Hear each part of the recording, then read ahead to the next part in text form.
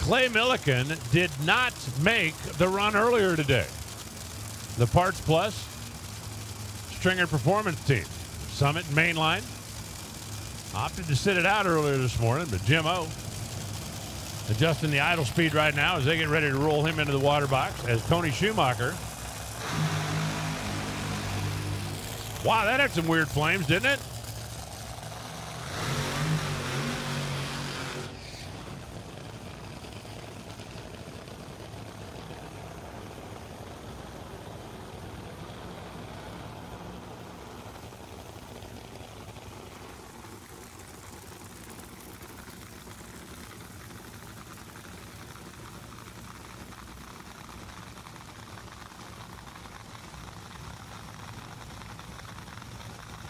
Tony Schumacher right now is a prime example of how fast the worm can turn in NHRA.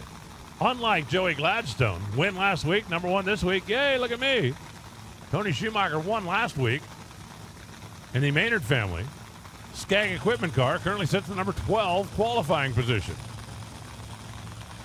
And one thing about Tony, as we've seen over the years, where he qualifies and where he finishes, not necessarily related to each other.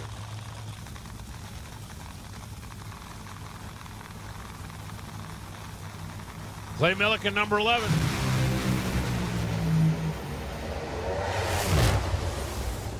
.381 Clay, 297 miles an hour. 382 for Tony at 302 miles an hour. I can't wait to see that one again because I'm not sure what I was seeing. It almost looked like Tony Schumacher's car was trying to dust the tire all the way down. Millican picks up a little bit. He's going to go to the number 8 spot for Doug Stringer Parts Plus in the group. Tony Schumacher going to stay in the number 12 spot as we go down here from Joe Costello on the starting line. Here with Crew Chief Jim Oberhofer. So tricky out here through qualifying. Give us a summary of your efforts.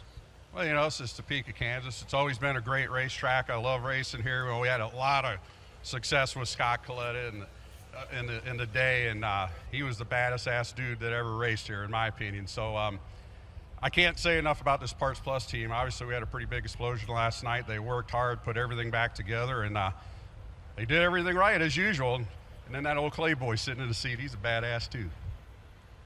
3.810. Watch this again on the NHRA replay. Now watch Tony's car on the right side of the screen. I'm watching from behind, and I'm telling you, it really looked for it. I'm just trying to dust the tire out there. Yeah, maybe I was just seeing some fuel. It had a cylinder out on both sides before it got to the finish line, and then looked like some of the smoke escaped past the finish line.